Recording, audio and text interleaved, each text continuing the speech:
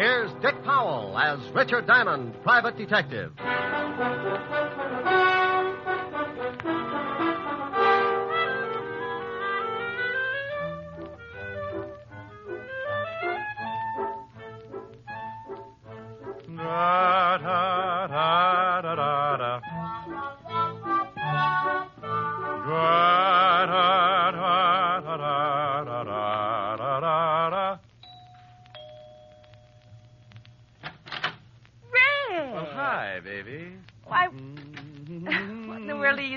About? Why aren't you at the office? Now, don't confuse me, dear. One question at a time. Come on in the study, and I'll tell you all about it. Oh, now stop being so mysterious. You never come over here at this time of the day. Read some of these. What are they? Letters. Read them. All of them? Well, there must be at least half 100. Well, close. 53, and those are only about 1/10 of the pile that's in my office. Oh, Rick, are these... Yeah, the lovely, dear, sweet tenants in that gorgeous building right next to this one. They like your singing. I'll read a couple. Me, me, me, ho, ho, ho, di, di, di, di, di, Dear Mr. Diamond. La, la, la, la. Rick. Go on. Well, stop sounding like a whole quartet. All right. Dear Mr. Diamond, I live in the building across the way from Miss Asher's apartment. Right over there. At least once a week, I sit in my living room and listen to the sounds of your melodious voice. Last week, however, I waited for 7 straight days, but without result. You did not sing. Please, Mr. Diamond, for the sake of my family, continue to sing at least once a week. I'm beginning to nag my husband, and yesterday I took the rubber bone away from my French poodle. Everybody shall be exalted. You see, it's getting to be a real problem with me, and if you want to save me the $25 a day, I would have to pay my psychiatrist to sing. Yours expectantly, Mrs. Louise Cartwright. Rick, are they all like this? Well, certainly not. Some of them are really desperate. Now, here's the one I saved out. Read this one if you really want to get a charge. Me. My dearest Mr. Diamond. Go on. I have been listening to your beautiful singing. What? What do you mean, what? What you just read. I've been listening. No, the last part. Your beautiful singing? Yes, I'm in a enchanted evening. Oh, you show off. Go on, finish it now. Finish it. Well, she's been listening to your beautiful singing. Oh, yes. And many times I've seen you going into Miss Asher's apartment, and I think you are as beautiful as your voice. Oh. What? Now, you said that. Turn off the steam and read the last part. I wouldn't miss it. Last week, I waited and waited, but you didn't sing. Everybody shall be exalted. I know you were in Miss Asher's apartment, and you certainly had the chance. If Miss Asher is the one that won't let you sing, come over to my apartment. I have a piano, and I just love it. 977 Park, apartment 303. Signed, your most ardent fan, Ellen. Mademoiselle from Rick, what are you doing? Open your window. Don't you think it's a little stuffy in here? The air conditioning's on. Rick, now stay away from that piano. No, I knew it. Ellen's right. You really don't want me to sing. At 11 o'clock in the morning? No. I want you to sing tonight when it's more romantic. Oh, shame on you. Me? Yes, you. You want to deprive those poor, discouraged people of a little honest, simple pleasure? You want that woman to take her dog's bone away again? You idiot. Oh, no telling what'll happen. Those people might not leave their apartments for days. It'll get to be like a prison camp. Think of it. No food. They won't leave the building even to go out and get an orange or a lime or something. And you know what? What? Scurvy. Oh. They'll be dying like flies. Well, go on. What's the matter? Dying like flies. I wonder who thought up that bright little simile. I've got a big green fly in my office that's so tough he carries a man-swatter. Oh! Well, you think it's funny, do you? Think what'll happen if those poor people stay in that building, withering up with scurvy, you fiend. I know it. Yes. It's just that, well, I don't want to share your tonsils with anyone. I'm selfish. Me. You're more than that. You're antisocial. All right. You mean? Yes. Sing. Stop, fellow. 101 pounds of fun. That's my little honey bun. Rick, Yes? did you hear something? Oh, I think so. Try it again. All right. 101 pounds of fun. That's... Rick, Yes? I heard it. That's that grouch. Rick, Yes. there's an enemy in the camp. Well, what do we do? We can't just let those people die over there. Sing him. You mean? Yes, sing. It's your duty. You're right. It's no longer a matter of personal pride. I must defeat the grouch at all cost. For those 1,000 starving tenants. 1,000. Big rooms. Stand back. Good luck. Thank you. You are my sunshine, you are my sunshine. You are my sunshine, you are my sunshine. He's you are my weakening. sunshine, you are my sunshine. You are my sunshine, sunshine. He's sunshine. nearly down. You are my sunshine, you are my sunshine. You are my sunshine, you are my There he sunshine. goes. You are my sun. Rick, Victory? decidedly. Bull Run was never like this. All right. Now sing Honey Bun and save those poor people. 101 pounds of fun. That's my little honey bun. Honey bun. Bun. Rick! Good grief. Bun. Rick! What happened? I don't know. I can talk all right, but the minute I go up, something happens. I hope you didn't hurt it. La, la, la, la, la, la, la, la. Oh, Rick! Oh, now isn't that ridiculous? I can't help laughing, but it isn't really funny. Come on, let's go get you some warm milk or something. Mimi, Lord, I'm off, mo. Now stop that. Give it a rest. Oh, if that grouch only knew, I may never bother him again. Well, he's the only one that doesn't like it. Poor guy. Poor guy, now, that's a silly thing to say. Well, honey, he doesn't like it, let's face it. He'll probably get so desperate he'll have to move. Okay, let him. I wonder what he's doing right now. I'll bet he's planning something fiendish. You think he's going to start shooting burning arrows? I wouldn't put it past him. Now, let's take care of that throat.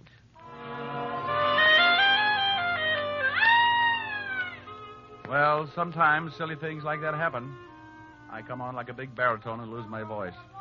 Helen has to feed me hot lemon juice and honey for about 3 hours, and the grouch across the way in the next department starts thinking up the 10 best ways to eliminate Diamond. Think I'm kidding? Well, let me tell you. I didn't know it then, but that fast course of You Are My Sunshine with my own lyrics started more trouble than a hopped-up mouse in a herd of elephants. While Helen fed me the tonsil cure, old Grouchhead was dreaming up a cure of his own. What am I going to do? I work in the daytime, try to sleep at night. He sings at night. I switch to the night shift. He sings in the daytime. Oh, I'll fix him. I'll fix that Diamond. Yeah, phone book. Detectives. Private detail. Ah, look at that. Richard Diamond, private detective. Full page ad. Wouldn't you know it? Yeah, look at that slogan. Whoever you are, whatever you do, if you're too dead to walk, we'll come to you. Ugh. Must be other detectives in here. Oh, here's one. Pat Kosak. You are my sunshine, huh? Oh, Diamond, I'll fix you. I'll fix you good. Yeah? Is this Pat Kosak? Yeah, for employment. Haven't I heard of you before? I doubt it. Probably that shamus in Frisco. He's always stealing my stuff. Well, my name is Ernest Lumpkin. Happy Halloween, Mr. Pumpkin. No. Lumpkin. Lum. Okay. What can I do for you? Well, I've got a problem. It concerns another person in your line of work. You mean another shamus? Yes, he sings. You mean Diamond? Oh, is he a friend of yours? A competitor isn't a friend. Diamond gets more clients than anyone in the business, so he isn't even a competitor. He's a capitalist. He can advertise. People go to him instead of me. I hate him. Oh, Mr. Koslak, you're not alone. The name's Kosak, Mr. Dumpkin. Lumpkin. Lumpkin Dumpkin. You want to hire me? But you don't even know what I want you to do. Can you pay me $50 a day? If you can do the job in one day. For $50, I'll steal a Chrysler building and bring it over to you on a motor scooter. What's your address? 977 Park Avenue. And hurry.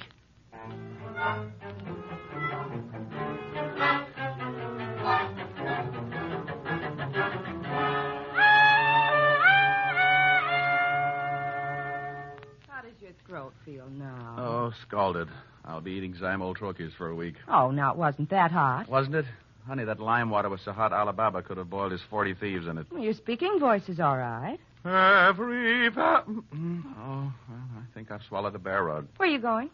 Well, I can't sing, and I'm going to see you tonight anyway, so I think I'll drop down to the 5th Precinct and drive Sergeant Otis out of his mind. Oh, Rick, that poor man. He called up last week when Lieutenant Levinson was looking for you, and he sounded like he was dying, and you were responsible. Honey, when Otis dies, everybody will be running around in spaceships. He got through the Stone Age all right, didn't he? Bye. I left Helen, headed for the 5th Precinct Police Station. It was one of those good afternoons. The sun was leaning on 3 o'clock, and now and then a cool breeze would sail through my sinus and pump my lungs full of that easy, good-to-be-walking-around feeling. I had just about everything. Good job, good girl, and a 4-0 report from my insurance company. When I reached the station, I hopped up the steps and bounced into the squad room. Sergeant Otis was sitting over in the corner, making out the weekly report for the commissioner. Hello, Otis. Oh, what do you want, Shamus? Well, really nothing. I just came by to see if I could borrow one of your shoes. I'm going sailing. Oh, that's very funny. You know, someday, Gumshoe, you're going to run out of gags. Then what are you going to do? Well, I could set you on fire. That's sure to be a good chuckle. Oh, yeah? Lieutenant in? Yeah. Otis, you want to know how to catch a crook? How, wise guy? Eat a lot of spaghetti. Oh? How can I catch a crook that way? Just open that big mouth and say, oh, yeah. You'll lasso him. Hello, Lieutenant Levinson. Lieutenant Levinson? Well, how do you do, Mr. Diamond? Now, what's with the formal routine? Oh, I can't help it. Every time I leave Otis, I feel like I've just stepped out of a gorilla cage. Oh, why don't you leave that poor guy alone, Rick? Oh, he's used to it. If I started treating him like a human being, he'd get so confused he'd probably cut off his tail. Think what would happen, Walt, when he wanted to go to sleep at night. No more hanging upside down. Oh, brother. What's on your mind? Oh, I just thought I'd stop by and chew the fat. Well, go ahead. I already did. Chewed a whole pound right off Otis. Walt, are you sure he's a mammal? Now, you listen to me. Otis is a nice fella for a hammerhead. He can't help it, so stop tearing him down and tell me what you really want. Walt, I'm surprised at you. I just wanted to stop by and say hello. Hello. Where's the body? Now, look, there's no body, just a nice chat, that's all. Okay, but I warn you, I won't stand for any routines. And if you're mixed up in something and I have to find out the hard way, so help me, I'll put you away so far they'll have to pipe air into you. Walt, you do. Do what? Love me. Oh. Would you like to wear my Sig Alf pin? Rick, for Pete's sake, what's the matter with you? You've been growing poppies in your office? Wait a minute. Yeah, what is it, Otis? Miss Asher on the phone for Diamond. Okay. Phone for you, Rick. Helen. Oh, thanks. 5th Precinct. Remember our motto. A corpse in the morgue is worth 2 in your basement. Oh, no. It's true, Walt. It's true. Oh, that Walt just jumped out of the window. No, honey, there's a caste system around here. When Walt feels like jumping out of a window, he throws Otis out first to see if it hurts. How you, baby? Hi. Rick, Mr. Jones called and said it was very important that he see you at once. Said it was a matter of life and death. Jones? First name John? Well, he didn't say. Just gave me an address and asked you to come over immediately. 137 River Street. He called me at your apartment? Uh-huh. Hey, I never thought of that. How'd he get the number? No telling. Well, I'll go on over. Maybe he'll turn out to be a good client. Call you later, baby. How's your throat? Oh, la done, I'm all... Goodbye, Rick. Hey, you really sound terrible. I'll see you later, Walt. Huh? Oh, thanks for the brilliant conversation, Sporty. Walt, just because I didn't have a corpse hidden out someplace, you get mad. All right, see if I care. Oh, now, wait a minute. No, I understand. Well, you can just get someone else to play jacks with. I'll send you Sam Spade. Now, Rick. Otis, Yeah, Lieutenant. why haven't you got that report in here? I've been eating spaghetti. Spaghetti? Yeah, and that Diamond's a liar. I can't lasso nothing. Maybe you have to be a cowboy.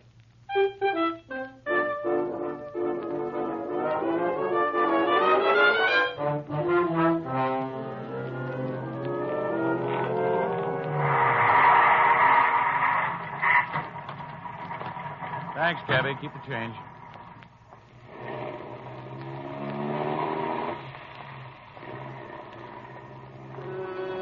"137 River Street," the address Helen had given me over the phone, was an old deserted warehouse. Now, I want to stop right here and say I admit it was pretty stupid to wander into an empty warehouse like that. But I figured that this Jones guy must be in some kind of trouble to leave a message like that with Helen. The place was as empty as a fairground in the winter. I put my hand on my .38 and kept moving toward the back of the building. Then I saw a door. A sign on it said, John Jones, enter. And wouldn't you know it, I did. Hey, what's going on? Where am I? Let me out of here. Come on, Mr. Lumpkin, let's get out of here. Let me out of here. But I don't understand. He's liable to stay in there forever. I don't want him to stop singing like that. Somebody will come along, I promise you that. I just want him to stay in there for half an hour, that's all. And now, wait a minute. I want to know just what this is all about. You want him to lose his voice, don't you? Oh, I love it. Well, when he went through that door, he started losing it. How? Well, what's behind that door? An ice box. Come on, Mr. Grumpkin.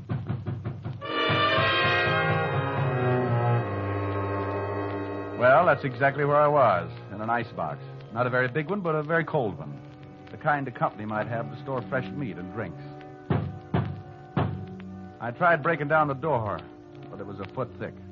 I struck a match and looked around. Lots of ice, no way out. So I turned up my collar and sat down to wait.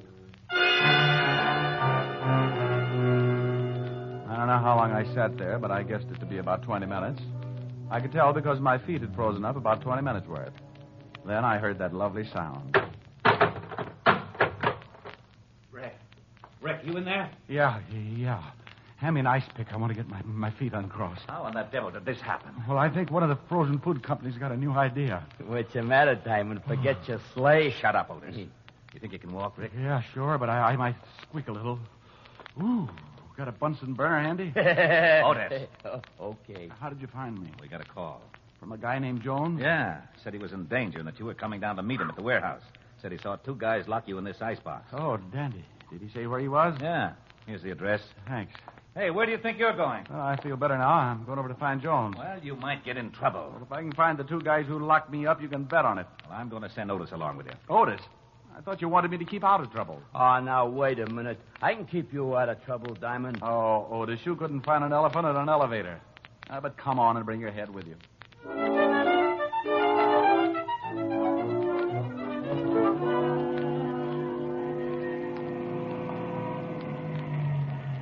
This is the address where that Jones guy said he'd meet you. I'm Mandelbaum, Swedish massage. This guy really picks out some great places to hide out. Come on, Otis. Feet first, or the rest of you'll never get out of the car. Oh. Hey, Diamond. You think while you're talking with this guy Jones, I might get me a rub down? Otis, to rub that stomach of yours, it would take a gallon of baby oil and an octopus to get anywhere.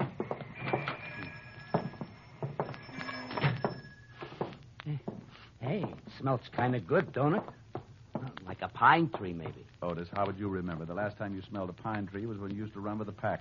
Now listen here, Diamond. You gotta lay off. I don't go around... Yeah, what can I do for you? Holy cow. Get the biceps.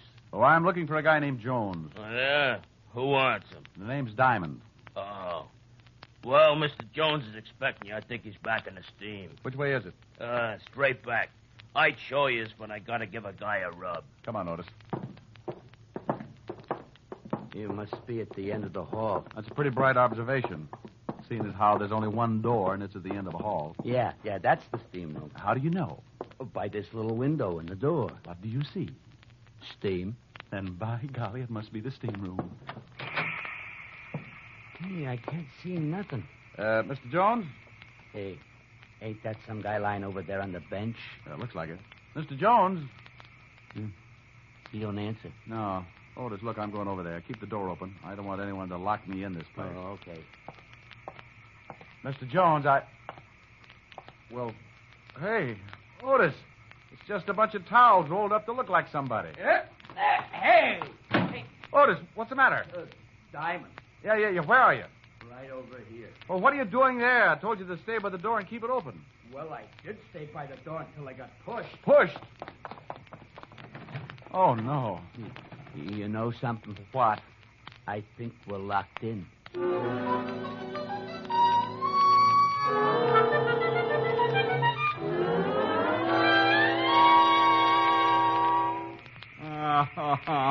Oh, shut up, Otis.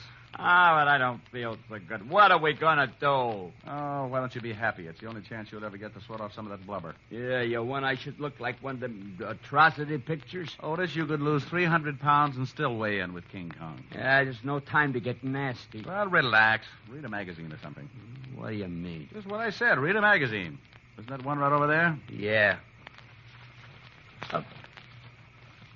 Oh, for Pete's sake. How can I read this thing, Shamus? The pages is all stuck together. You couldn't read the first line of an eye chart anyway. Just look at the pictures and shut up. Okay. Hey! What's the matter? This magazine. Take a look at this. What is it? It's one of them movie magazines, Movie Stars Parade. So what? Well, get a load of these pictures. Ain't that you? Let me see. Well, how about that? Some guy acting like Richard Diamond, private detective. Well, it looks like you. No, it's that Powell guy, that actor. Tear it up. Oh, no, it's a good magazine. Give me that. Oh, hey, what'd you do that for? If it hadn't been for that juvenile, I could have been in pictures myself. Now try kicking in that little window again. It's no use. That glass must be bulletproof. Oh, swell. First an icebox and now a steam bath. I'm going to start thinking I'm in California. Well, don't just sit there sweating. Do something. My uniform's shrinking. Well, maybe now it'll match your head. I just can't figure this. If someone wants to get rid of me, why did they do it the old-fashioned way? Oh, don't say that. How long do you think we've been in here? I don't know. Hey, Diamond. Yeah? My socks just disappeared. Well, go kick on the door again. It's your turn. I don't think I can make it. We've been in here for days. Hey, look at your watch. It's all steamed up. I can't tell. You think there'll be anything left? Just your shoes, Otis. It'll take a blast furnace to get rid of those. Wait a minute. What's the matter? I thought I heard somebody outside. Yeah? Hey, help!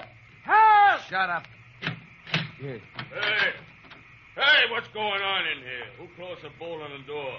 We're saved? Would you mind helping us out, old man? We seem to be a little limp. Hey, where's Mr. Jones? Hey, what are you doing in here with your clothes on? Trying to get them steam cleaned. Oh, fresh air. Now, would you two guys mind telling me what this is all about? Maybe you better tell us, Buster. I don't know what you mean. Who locked the door on us? How do I know? I give a guy a rub. When I come back, I find the door bolted. Hey, where's Mr. Jones? You sure he was in the steam room? Sure. He comes in, says he wants a steam. You should show up. I should send you back. I told him I was going to give a rub to stay in long as he liked. Did he ask you how long the rub would be? Yeah. Matter of fact, he did. I said it'd be about half hour. I don't get it. He wanted me in that steam room for just a half an hour. He wanted me in that icebox for about the same time. What's with this? Diamond, look at this uniform. Oh, I think it's lovely, Otis. You should always wear knickers.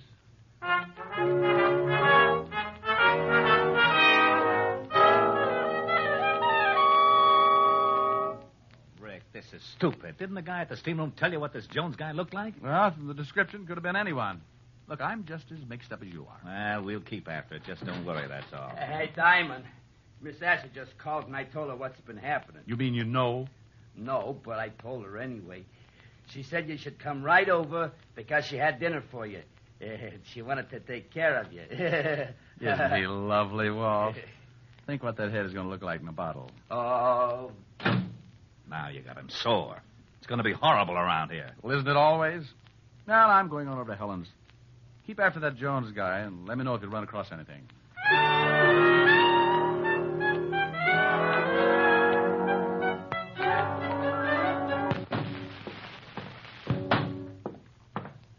How are you, Mr. Klumpkin? Lumpkin.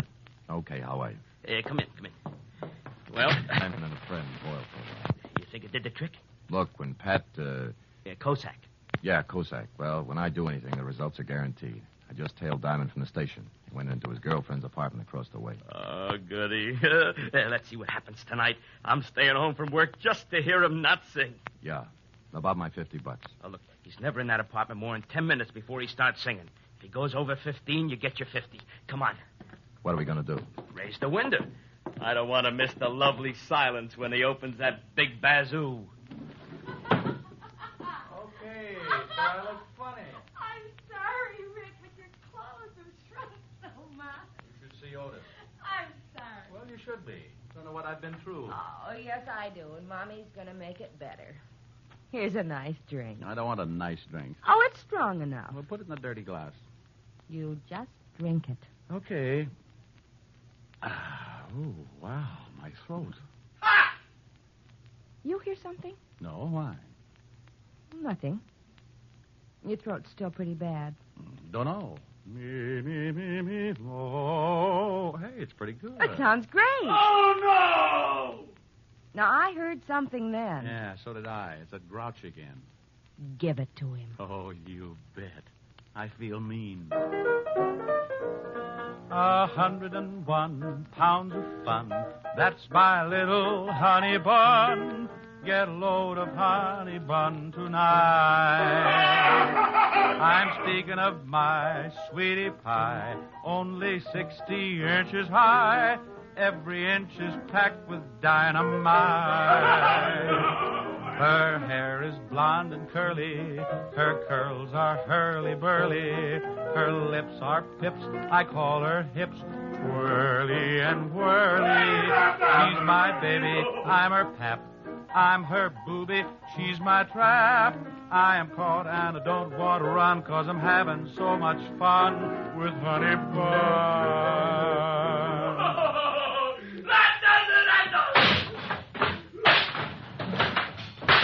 What's going on over there? Your Cossack. Okay, but don't hit me again. You can keep the $50. Said he wouldn't sing again, huh? Said you fixed it. Well, I'll fix you. No, not that. Put down that chair. Oh! Go on, get out of here. That vulture's singing better than ever. Okay, only don't hit me again. Helen. Yes, Rick? You know, that ice box and that steam bath were the best things in the world for my throat. Yes. After you lost your voice this morning, I didn't think anything was going to help. But that ice box and that steam bath really did. Diamond! Oh, hello, Mr. Lumpkin. Did I hear you say you lost your voice this morning? That's right, Mr. Lumpkin. They didn't think I was going to get it back either. Good night, Mr. Diamond!